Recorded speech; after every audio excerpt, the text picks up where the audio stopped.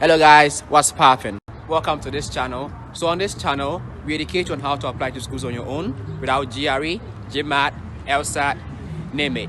Stay tuned, don't skip a second because every second counts. Today's video is about how to apply to your graduate school of your choice for your master's or PhD degree in 6 simple steps. 6 simple steps. Oh my God!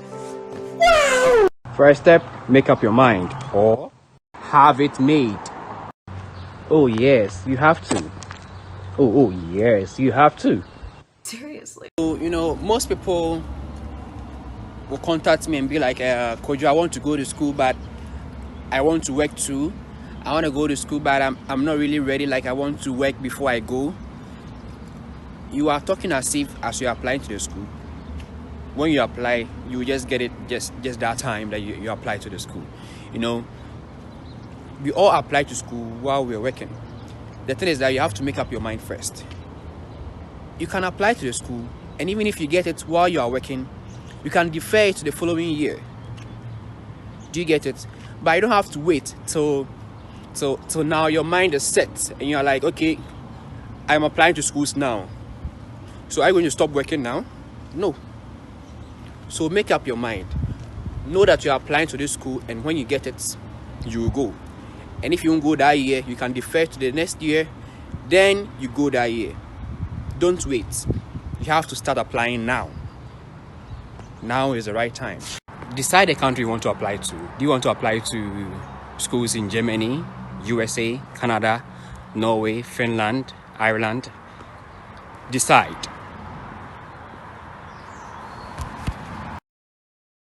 The third step. Now you know the country you want to apply to. What do you have to do next? You have to research on the schools in that country. So what I mostly do, maybe I type universities in Canada, universities in USA, universities in Germany. Then I select the first 10 that I see. Or if it comes to USA, for instance, you can decide to do it by states. Maybe you can type universities in California, universities in Ohio, universities in Massachusetts. You can do it that way, and then you pick the first 10, then you do your research on the first 10. So others also make use of this strategy whereby they find websites where you can just search for the courses, and then like Masters Portal, for instance, then it will send you to the to give you the universities and then the courses that you can apply to. But most people know this strategy too, so the probability that everyone will be doing this is very high. And what do you have to do? You have to make sure that you do things that people don't do, so that will reduce the competition for you. So using the Google search, doing it state by state specifically, taking the best 10 or taking the first 10 that you see, it's much better. The last step, which most people ignore, is to find out whether the school you are applying to has funding or not. That particular department program you want to apply to, find out whether they have funding available for you or not. This is something that most people ignore. They just find a school and then they just apply to it without finding out these. How do you get to know whether a school you're applying has funding or not? You have to read the website, the department website very well. Sometimes they put it there, sometimes they do not. So if they do not, how do you do it? Every department has a faculty list. A person you can reach out to is the chair of the department, or you can reach out to the assistant administrator, or you mostly have to reach out to the chair of the department. They would have more information whether there is funding available or not. How do you do it? The faculty list always has the email of these professors. So you email them and then you ask them whether there is funding available for incoming students or not. Emailing them too, you have to do it in a very nice way. How do you do it? Stay tuned. I'm going to do a short video of what I just said, how I said for the schools and how I said for the requirements and everything. Alright guys, so let's say now I've made up my mind. I've decided I want to apply to a school. Decided the country I want to apply to schools in USA. So now what do I do? What did I say we have to do? We have to type universities in USA, right? But now since we are working on USA, we have to decide a specific state we want. So let's say universities in Ohio.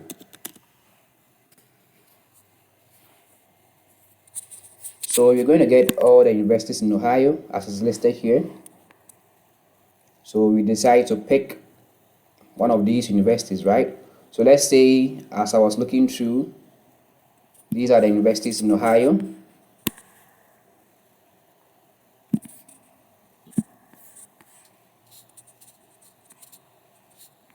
And one thing interesting about this is that you get to see the acceptance rates, you see?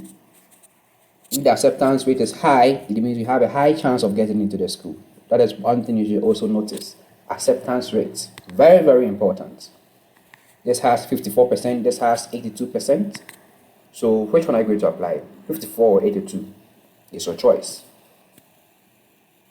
This one has 69, this one has 91. Wow. This one has 70, this one has 80. So the higher the acceptance rate, the higher chance of getting into that school. Anyway, so I'm going to go with Ohio State University. So now that I know the university I want to apply, I want to choose Ohio State University, right? So what do I do next? We check this school, Ohio State University. So, like I said, most people find it very difficult to navigate through the university websites. What do? You just type graduate programs at Ohio State University. Now you don't need to go and navigate through the school website to find out what the school does or not. Now after typing that, you just click here, programs and admissions. You get to know every program that they have. See something very interesting here? You can also see funding, telling you that this school has funding. Anyway, let's just continue with this. So now that I am searching for the school programs, what should I search for? I'm searching for the program I would want to, pursue on my master's degree or the PhD, right? So I click on programs and degrees. In here is where I find my programs. So as you see, it's listed here, agricultural programs and everything. So I will check the one I want to apply. So let's say I'm interested in biomedical engineering. They have the Masters of Science program. They have the doctorate program too. So I click on the Masters of Science because I want to do my master's. So this is the biomedical departmental website that you need to go. This is where you get the information about the program. This is where you get to know the requirement, which is the criteria. So when you click on it, it's going to tell you the admission criteria. This is where you get to know what the school needs you to present. So as you can see here, it tells you some language requirements that you need to have, which if you are coming from a country which your institution already taught you in English, you don't really need to settle this requirement. So we have the international students requirement too, the admission requirement for international students.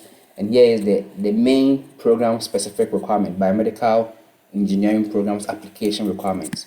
So you click there. So this is where you get to know everything. So I'll just read what is here for you to see what I was talking about. So on this page, it says that the Ohio State Graduate School requires a minimum of 3.0 GPA in all your undergraduate work.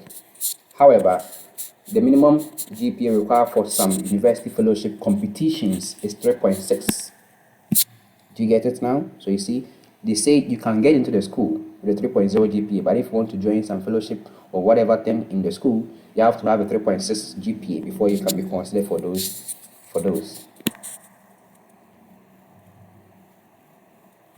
Also, it says here that the GRE has been eliminated, meaning GRE score is no longer required for the applicants. This means that GRE was first accepted, but now they are not accepting it. Okay, so You get to also know the admission deadline.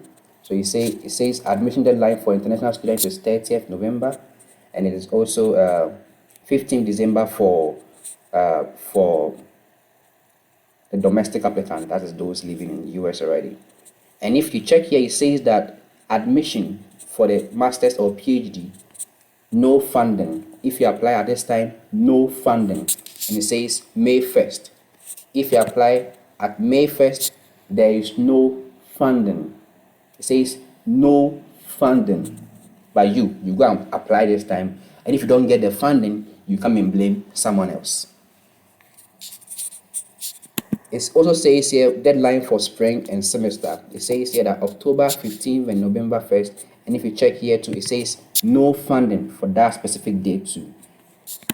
The only time you'll be considered for your funding is November 30th and December 15th, which is written boldly here. Deadlines for autumn, that is mid-August semester. This is the only time that you have to apply. The deadline is November 30th and December 15th. That is when you'll be considered for the funding, full funding scholarship. So you have to really be careful of the time you are applying to the school. You just don't have to wake up one day like, okay, I'm going to apply to schools now. So let's just start. Apply. You get admissions, but you have no funding. And you're going to blame someone else. So take notice of this. And as you see, it's quite easy to navigate this particular school website. And I'm hoping that you follow this strategy that I used to also do yours. So now that you are done, you want to apply to the course, you click on the application forms. I just click there, and then you come here. It says apply online for the MS or PhD graduate program. It also tells you here what you need to present, the transcripts. Tells you to have 2 or 3 letters of recommendation. It says you have to have your statement of purpose. So see, you got to know other requirements that the program will need you to present here.